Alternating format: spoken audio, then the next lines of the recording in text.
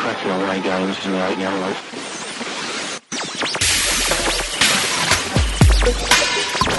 Broadcasting live to the world. Now, it's Sheila Zielinski. This is a very sinister Luciferian eugenics plan. These spineless weasels preach what people want to hear. They replace repentance with dreams of the good life. Mindless minions.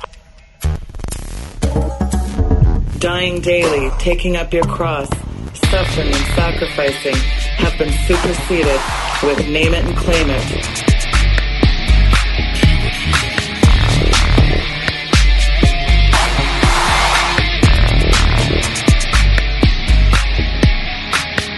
And as dark as I know it looks out there, the good news is that God is advancing his kingdom.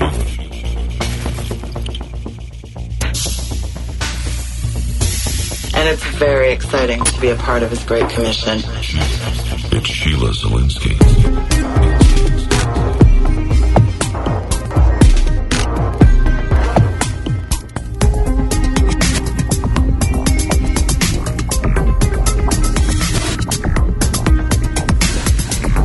The Sheila Zielinski Show, the only show to give you the truth behind the headlines, prophecy, and the deeper things of God. Now, here is your host, end-time watchwoman, Sheila Zielinski.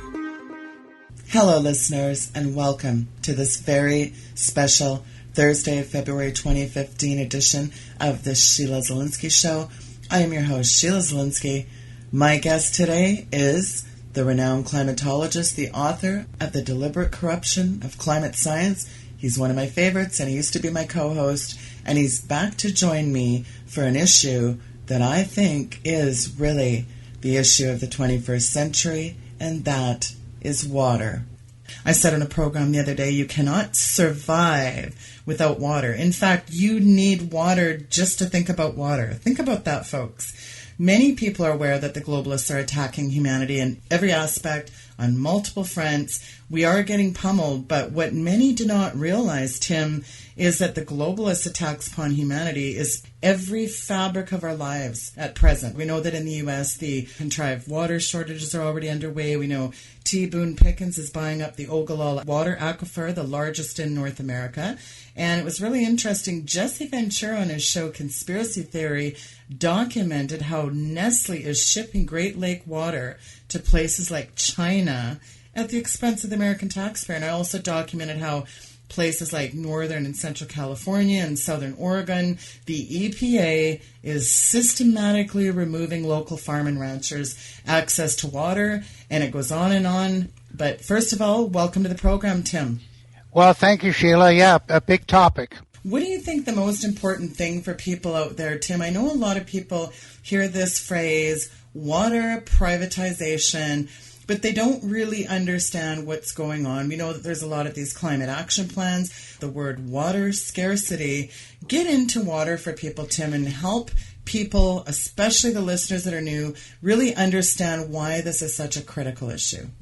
Well, I think the first thing I'd say, Sheila, is that one of the ways that these people are controlling us, these globalists, is the sky is falling.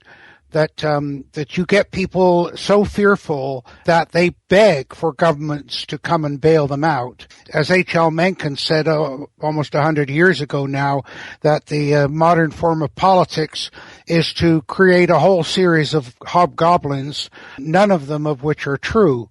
And that's what's going on now with the environmental issues. And of course, one of the ways that you can get control of the world, because that's the objective, one world government, is to get a global issue and say, look, this requires world government, that no national government can deal with it.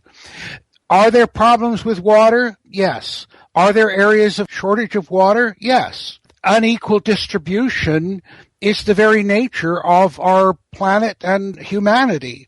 And of course, what we see with the globalists, along with their issue to control, is their argument that these inequalities have to be evened out that it's the rich that are taking control, and it's our job to prevent them doing that. So the major thing is for people to get a basic understanding of the issue, because if they don't understand it, they're going to be easily duped, and that's what's been going on. One of the ambitions that I've had, Sheila, is that I want to change the name of the planet from Earth to water. There is no shortage of water. There is inequitable distribution. But the kind of thinking that's going on is in Toronto in 1985, there was a conference on water, and a fella got up, and he lives in the driest part of Canada, in southern Alberta, which is basically semi-desert. He said, look, as a tax-paying Canadian, it is the government's duty to get me water and make water available to me at the cheapest rate possible. So you've got this sort of mentality built into things as well. So what we need to do is understand what the issues are, the ones that we need to deal with and are manageable, and the ones that are simply being artificially created for this one world global agenda. One of the things that's happening is that as the climate change issue, the global warming issue, is losing its political potency, the predictions are wrong, people are starting to ask questions, but in the original list of issues that the Club of Rome said, we need issues that will unite us. And what they mean by that is we need issues that will allow us to control the whole world. But they listed global warming. This is not their book of 1992. They listed global warming, famines, but they also listed water resources and water shortages. They're now transitioning to that. One of the issues with the Club of Rome was the limits to growth, that we're outgrowing the resources and we're at the peak of using these resources, and the available resource is going to decline from here on out. And they did it with oil, so they start talking about peak oil. And what they meant by that was, well, look, we've pretty well exhausted all of the easily accessible and cheap oil, so we should start cutting back and switching to alternate energies. Now, the proof that this was political is because politics makes strange bedfellows. And the two groups that were very actively promoting peak oil, one was the oil companies, because it allowed them to say, hey, look, the oil is getting more and more expensive to recover. We're going to have to charge you more for it. So they could push the price up, even though they knew there were no shortages. And the reason they knew there were no shortages is because the amount of oil that they declared was available depended upon the price. If you said, look, we'll give you $30 a barrel for the oil, they'd say, well, okay, then we've got this much reserve. If you say, no, we'll give you $70 a barrel, suddenly the amount of reserve increased. So they knew there was no shortage. Saudi Arabia has never, ever told the world how much resources they've got. So the whole peak oil thing was completely artificially created, but it was to the benefit of the oil companies. At the other end of the spectrum, it was to the benefit of the environmentalists, because they could say, look, we're running out of this oil, so we should quit using it and switch to alternate energies now. So here you had this bizarre situation that completely opposite people with different agendas were exploiting the same thing. And that tells you how political and how hysterical this whole situation has become. But about 2 years ago, they started to talk about peak water. They started applying that same terminology to global water supplies and so on.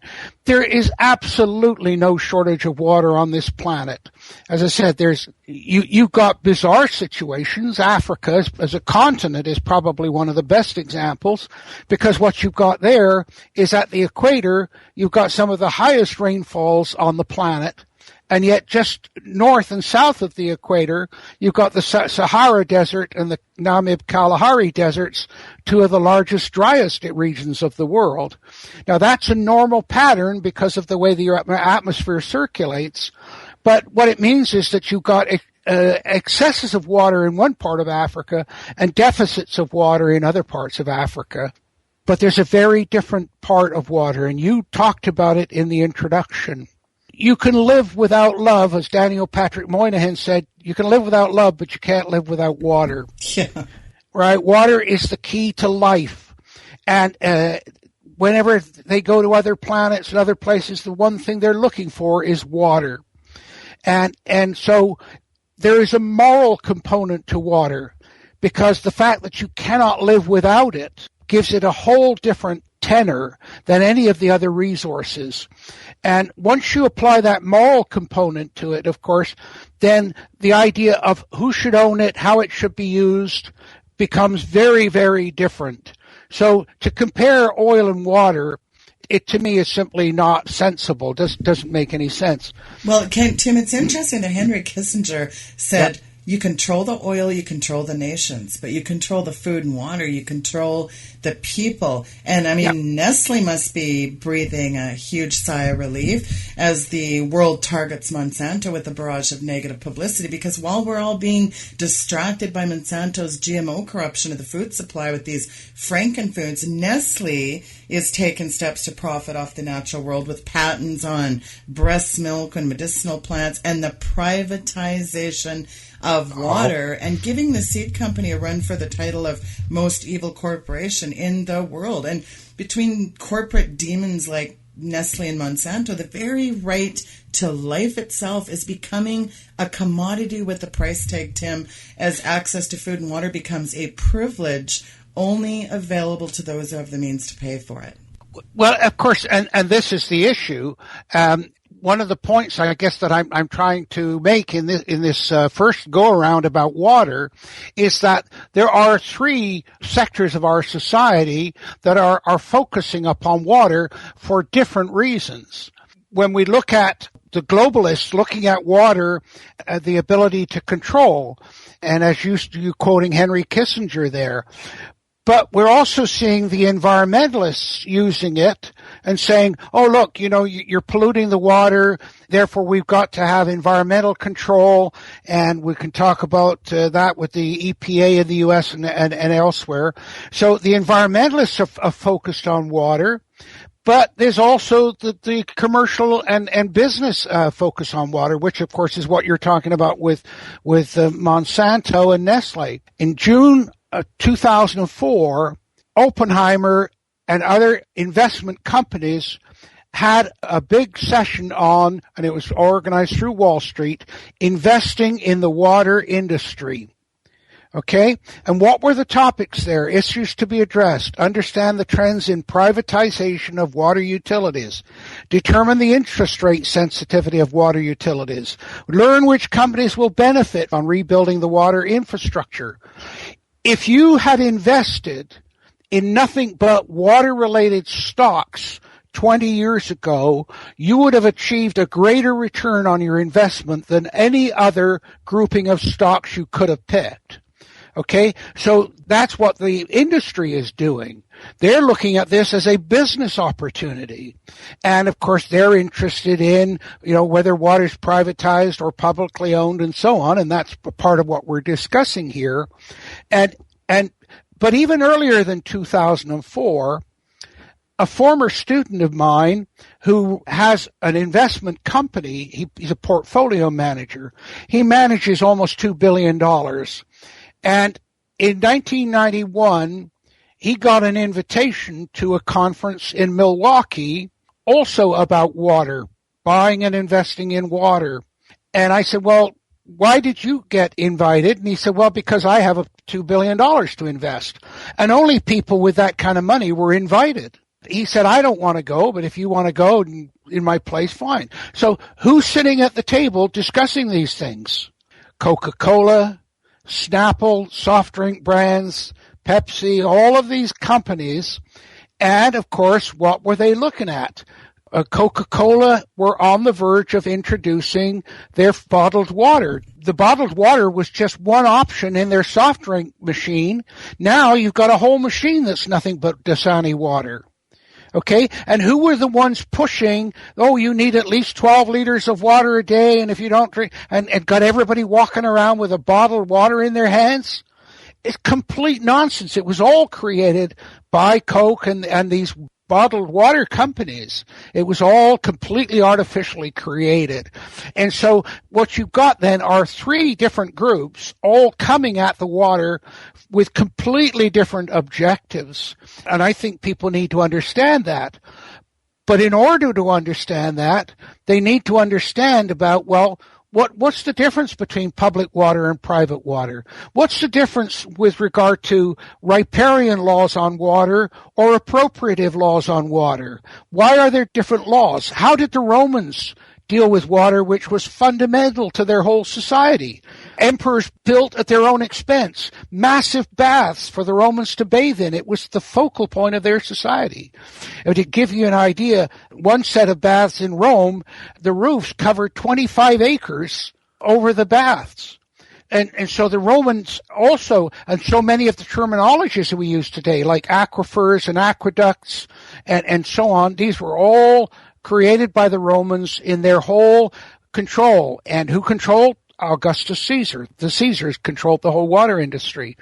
But people need to start to understand some of the fundamentals about water and what's gone on with it in history, but also what's going on right now that they're not aware of. For example, the NAFTA, the North American Free Trade Agreement, was all about water. And people say, well, I looked at the agreement. Water's not even mentioned. Well, the one thing that you learn is that when politicians don't mention something, that's the issue. That's what you've got to watch. It's not what they're up front talking about. It's what's going on behind the scenes. And as I mentioned to you, these investing in industry kinds of meetings, most of the public have no idea that's going on at all. Haven't got a clue. Okay. And of course they operate on that basis. And so the idea about knowledge about water, how we need to understand it, where it's located, who should have a right to it. We need to develop all of those things in this program and hopefully in one or two more so that people can understand. It's not necessarily that you're going to become an expert in it, but it's the point that it's people's lack of knowledge and understanding that allows these people to do things so that by the time the public catch up with it, it's already fait accompli. Now, I mentioned the NAFTA agreement. You say, well, water's not even mentioned. Well, we already had 80% free trade between Canada and the United States. Before the NAFTA, and even today, there's more free trade between Canada and the U.S., even before NAFTA, than there is between the Canadian provinces. That's the irony of that whole thing. Now, how can I say that the whole NAFTA was about water? Well, the Canadian negotiator was a guy by the name of Simon Reisman. And what was Simon Reisman's career? What did it involve?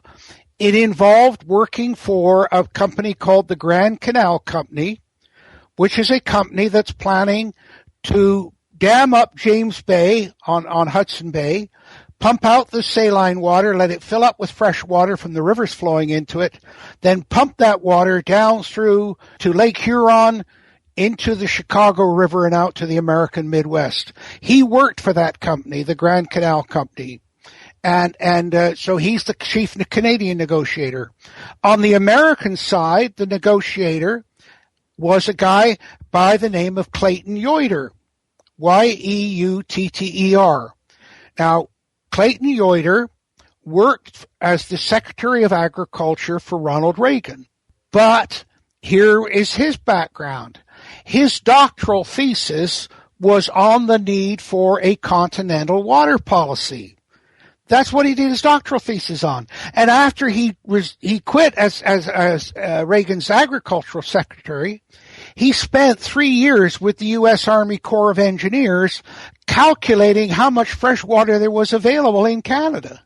So these two guys then are the chief negotiators for the NAFTA.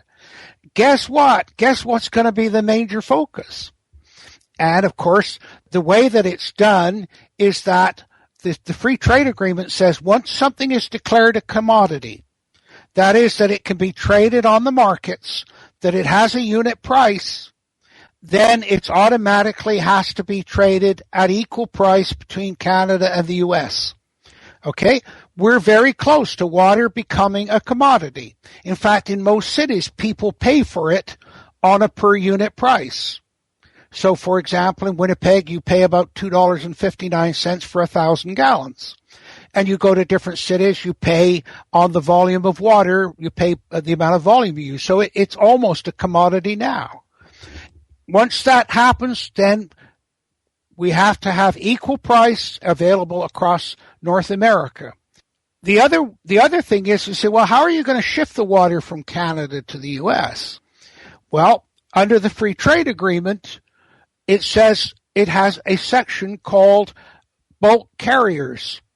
Well, what does bulk carriers include? Well, it includes pipelines. Okay, and we talk about the Keystone pipeline and all of this other things. People have few ideas about how many pipelines are currently crossing world borders and the Canada-U.S. border. And I have actually done some very small amount of technical research on the feasibility of a water pipeline from Canada to the U.S. because, of course, they've got to look at the temperatures and keeping the water from freezing in the pipeline. And so that was my interest in it. And so all of the components necessary for water to be sold as a commodity, as a private good, across the Canada-U.S. border is already built into the free trade agreement. Now, another component that's going on, again, that most people have no knowledge about at all, is there are 4 major schemes for transfer of water from Canada to the U.S. Now, why would that be going on? Well, the reason is because Canada has about 1/3 of the world's fresh water. Canada's got all kinds of resources, but the one resource we've got above all else that ultimately is the most valuable is the water. There are, as I said, there are 4 schemes. I've already mentioned one, the Grand Canal scheme, which is the scheme to dam James Bay and then pump the fresh water down through the Chicago River to the American U.S. As you move west, you get into Manitoba, there's the Cooper scheme. And this was a scheme that was created by an engineering professor at the University of Manitoba. One of his students that worked on the scheme was the premier of the province of Manitoba, Gary Filmon. And the Cooper scheme was to take all of that water in Manitoba, who on their bumper sticker has land of 100,000 lakes, and divert that water down through the Red River down into the U.S. and out to the American Midwest. As you go further west, the largest scheme of all for diversion of water, north-south, is called the NWAPA scheme. And that stands for the North America Water and Power Alliance, NWAPA. It was proposed in 1952 by the Parsons Company out of Los Angeles. It was promoted because what happened in the U.S. was the country was formed in the east where there was lots of water supply. But as they went west, following Horace Greeley's order to go west, young man, once they crossed the Mississippi, they went from an area of water surplus on an annual basis, that is, more rainfall coming in than water going out. They crossed the Mississippi into a water deficit region with more water going out than coming in. And the further west they went, the drier it got. And they got to California and they said, we're going to make this the land of milk and honey if it kills us. And they started diverting water. They started importing water. They started taking water over the Sierra Nevada mountains from the Colorado River and so on. But more importantly, when you just had the U.S. was the 13 original states east of the Mississippi, they had the same laws as Canada has, what we call the riparian laws, which are based upon Roman law. But once they got into the West, and suddenly the water is in short supply, they changed their law. And I'll talk about the differences between the two laws in a minute. But they changed their law. And so they have a very different legal system. Now, what's interesting about that is here we've signed this NAFTA agreement between two countries without taking into account that the fundamental legal philosophies for water between the two countries are 100% different. They're 180 degrees opposed to each other. Anyway, the NWAPA scheme then was pushed by a Senator Moss of Utah, and he said, look, we need water in this part of the world. Utah, Colorado, Wyoming, all these areas, we need water. And, of course, they started pumping water from the Ogallala Aquifer, which you mentioned that our friend T-Boone Pickens is buying into. But the NWAPA scheme was to divert water from the Yukon River in the Yukon of Canada, which flows into Alaska. And therefore they said, look, you're not using that water. And under American law, if you're not using water, you lose it. You lose the right to it. And so they said, we're going to divert that water down through the Rocky Mountain Trench, which would create a lake 700 miles long, 40 miles wide, right down on the eastern side of British Columbia, and flood that out so places like Creston and all those would be underwater. Then you pump that water into the Columbia River, into the Snake River, and into the Colorado River, and down to Southern California. That's the NWAPA scheme. It is still on the books. It's still being promoted. The hookup of the rivers on the American side is already complete. The only part of it that isn't done is the diversion of water from the Yukon down through British Columbia. That's the only part that's not completed with this scheme. The fourth scheme, to divert water from the north to the south and into the southern United States, is a pipeline from Alaska along the west coast of North America that would come from the panhandle of Alaska along the coast of British Columbia and down into California, providing that water supply from Alaska.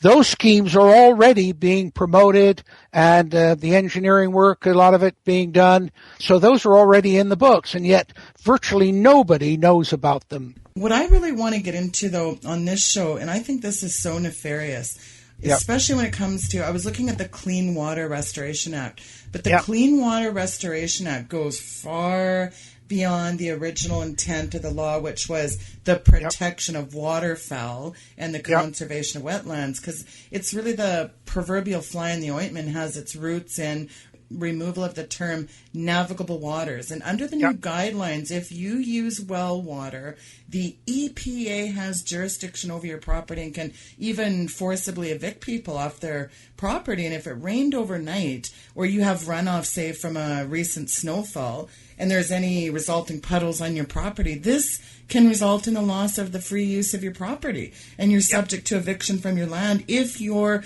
property resides above an underground water aquifer.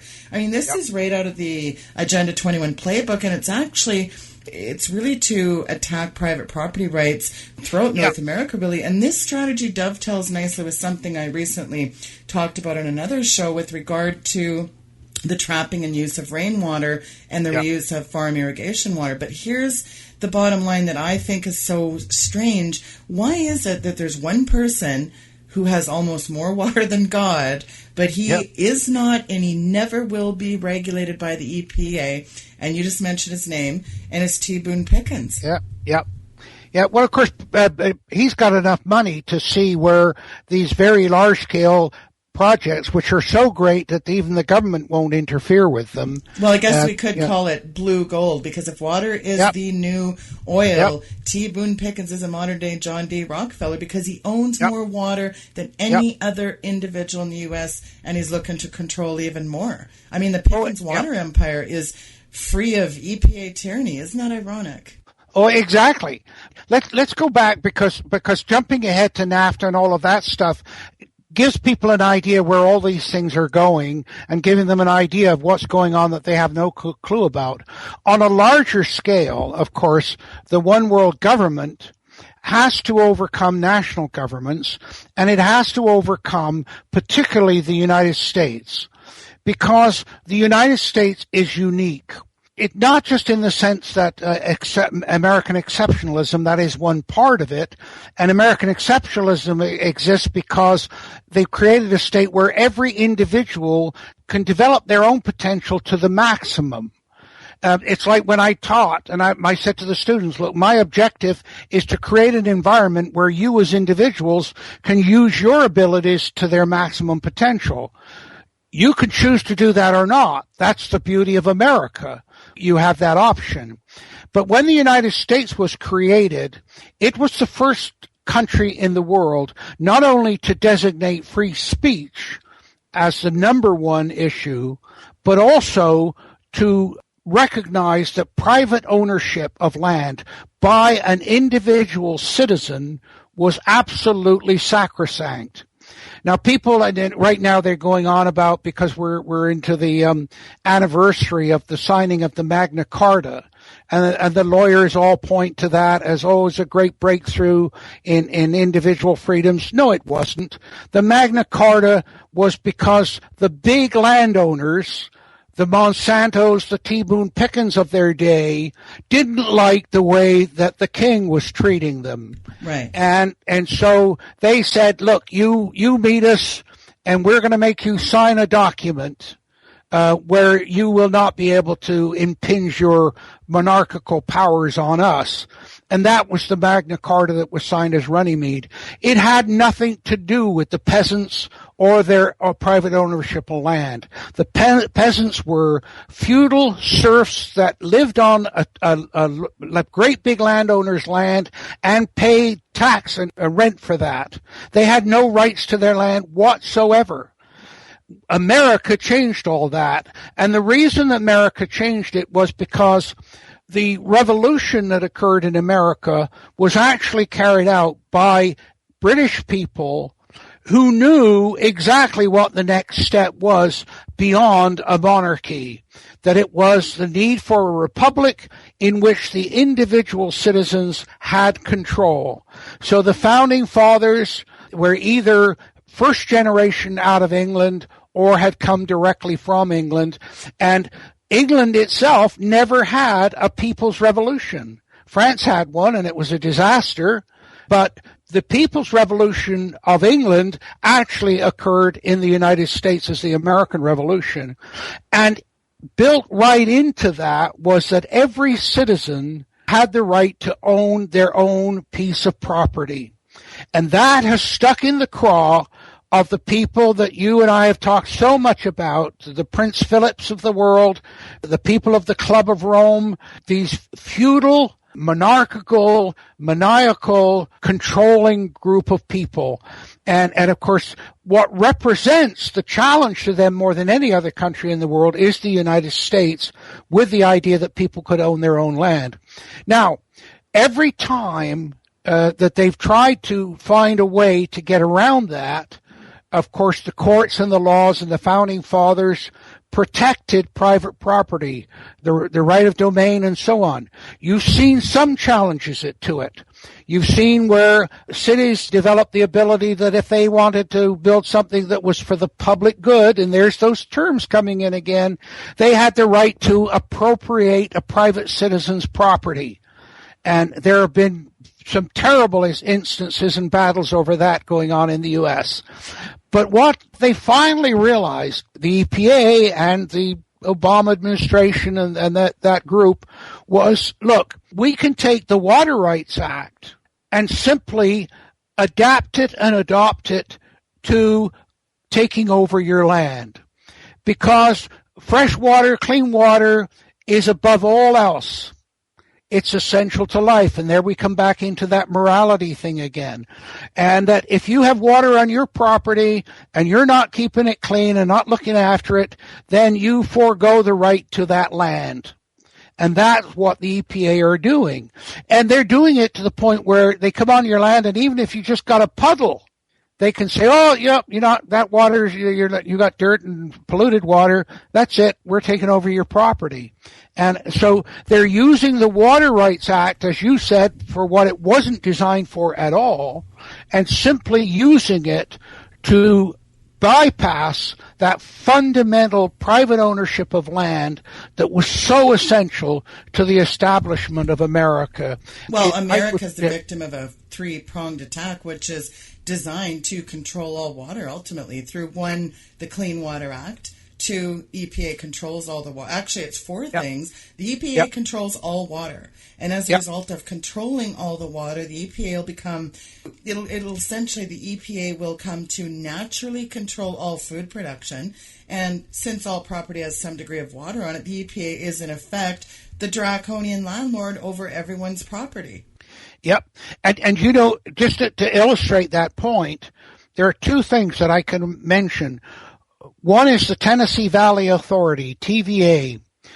During the Depression and the Dirty 30s, the government in Washington decided that they needed to build up the economy of a very large region of the U.S., the Tennessee Valley area.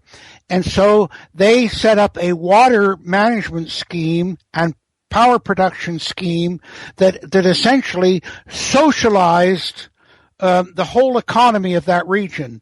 And at that point, governments in Washington realized that through the use of water and the input of money into water projects, they could effectively control a whole economy of a region and therefore the whole people.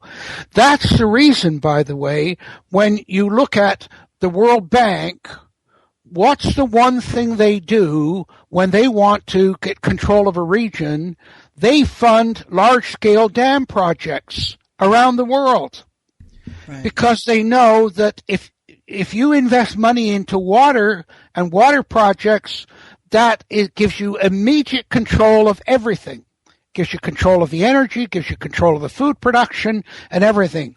So the World Bank uses these very large-scale water projects to take control. I can give you another example. In Brazil, they had a government that wanted to develop hydroelectric dams and so on. And so they went to Canadian banks, one in particular, to lend them $7 billion to build these dams. The bank lent them the money. A new government took over. A socialist government took over. The minute the dams were finished, they said, that's fine. We nationalized those projects and you can go whistle for your money. And who paid for that? The Canadian people, because what the banks did was, in order to cover the loss of that money, they widened the gap between how much they paid you on a savings account and how much they charged you to borrow money. It used to be about 1.5%. They pushed it out to 4 and 5% in order to cover that loss because of what Brazil had done. So there's all kinds of examples of how water used for large-scale projects and very large control. And, of course, on a national scale, that's what the EPA are doing. Speaking of the EPA, it's just so interesting that we were talking about Pickens there, T. Boone Pickens. What's fascinating to me when you get into the EPA is, again, the Pickens water empire is free of EPA tyranny. And I started kind of researching what that was all about. And it's interesting that Pickens isn't content with his newfound power over Texas water supplies. He's in the process, Tim, of greatly expanding his control over water as he petitioned Congress and the Senate Energy and Natural Resources Committee to expand his public water district's power of eminent domain and right-of-way so that he can operate across state lines as well. And if that's fully granted, Pickens will control all the water between Texas and South Dakota, and he's in the process of doubling down as he's added his previous wind projects to the water district by proposing a vast $12 billion wind farm to sit on the same land that he's acquiring for his water pipeline. And the cost of this water pipeline is about $1.5 billion, which is being funded by taxpayers' expense through bonds and low-interest loans. But here's the kicker. Pickens told Business Week, and people can look this up, that he's only planning on selling surplus water because, according to the United Nations Research and Scientific Studies report, nearly 2/3 of the entire population inhabiting the planet will face severe life-threatening water shortages by the year 2025. So what surplus could you be talking about, Pickens? And you only thought you had to worry about Obama collapsing the economy through his socialist policies?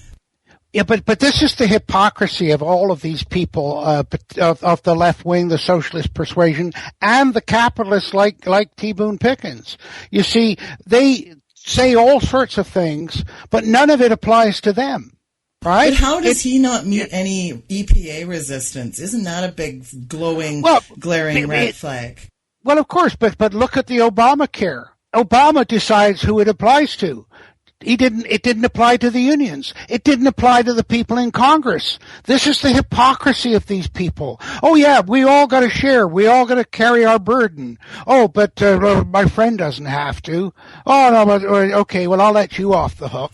Or apparently the Bush family, because it's actually well chronicled, Tim, that the Bush family is moving to acquire massive amounts of water in South America, including the continent's larger underground water aquifer. The Bush family has built an extensive ranch on some 100,000 plus acres with the labor provided by the Army Corps of Engineers. I mean, there's another example of crony capitalism.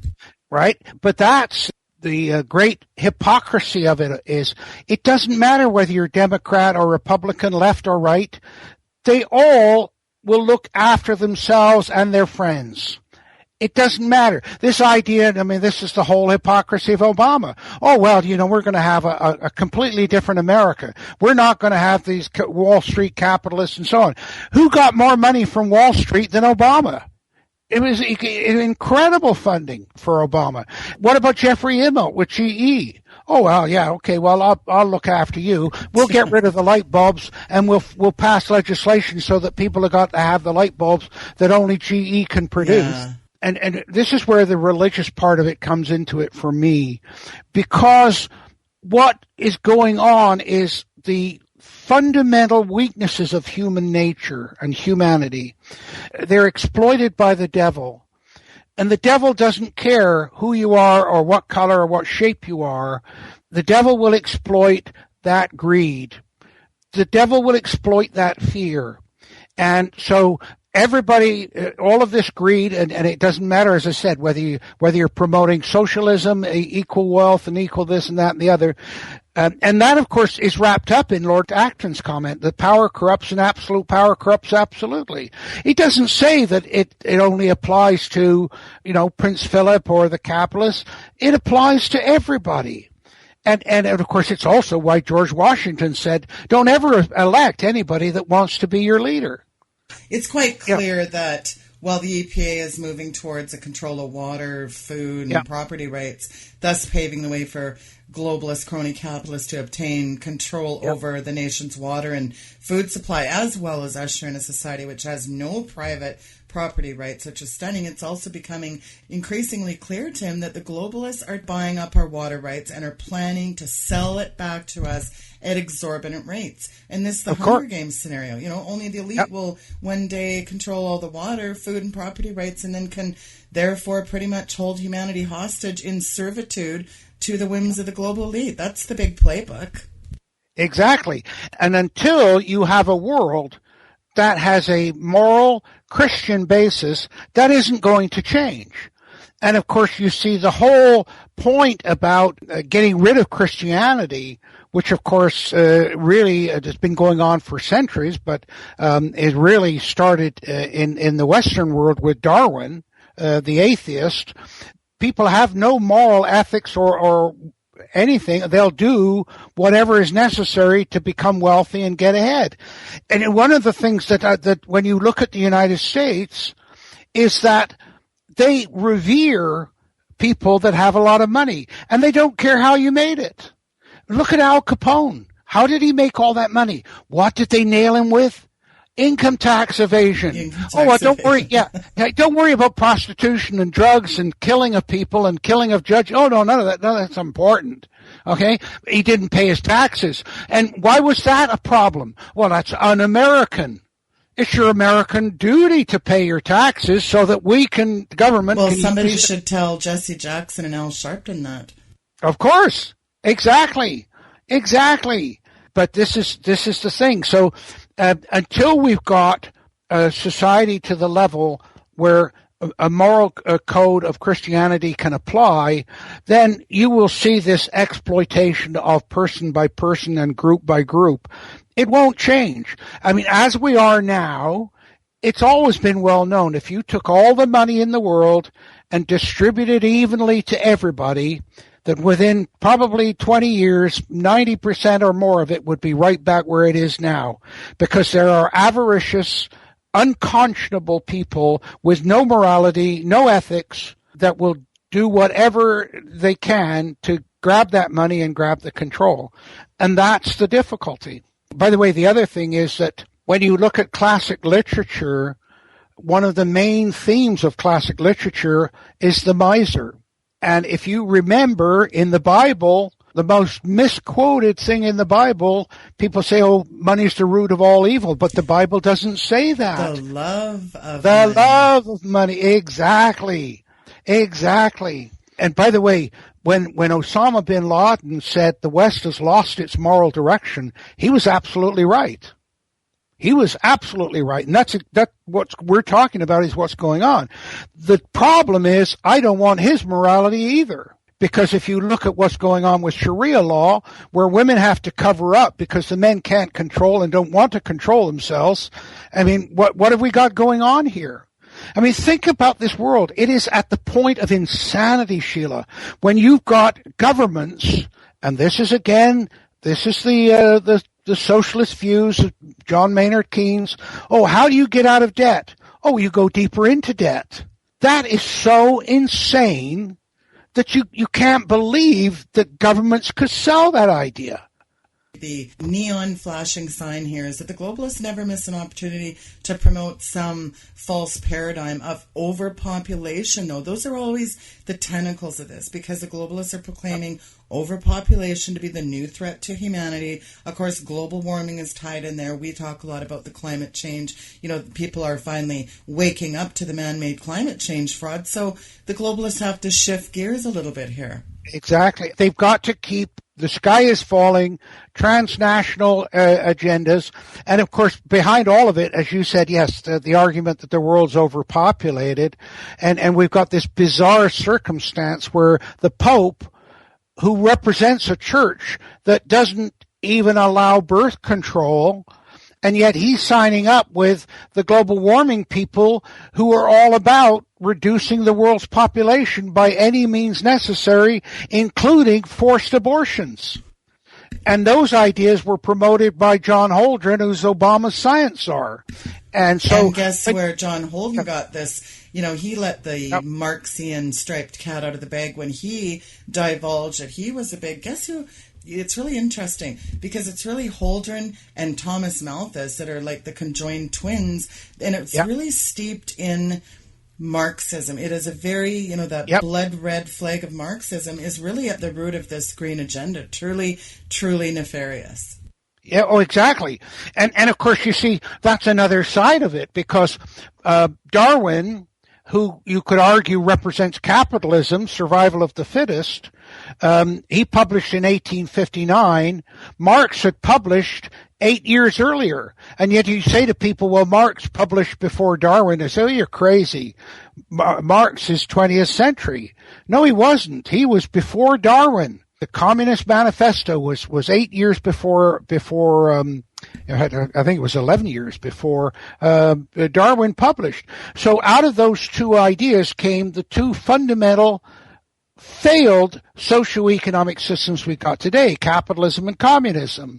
Well, Karl Marx would have salivated at it, wouldn't he have? The idea of using phony junk pseudoscience to push the world into this idea that you are controlling the natural atmosphere. I mean, like I said, Marx would have salivated at the idea that these, this cabal of collectivists have pushed the very air we breathe. They've hijacked that. It's just stunning how dumbed and numbed the population is that they can't see this. No, they don't see it. But here's the interesting thing, that both capitalism and communism, unfortunately at the current rate, is going to be filled by total global socialism, which is deadly. But capitalism is failing because it exploits human greed. Communism failed because it didn't allow for human greed. It just said it doesn't exist. We're not going to let it exist. It did, of course, exist. I was talking to somebody the other day talking about the estimates are that Putin's got $400 billion in Swiss banks.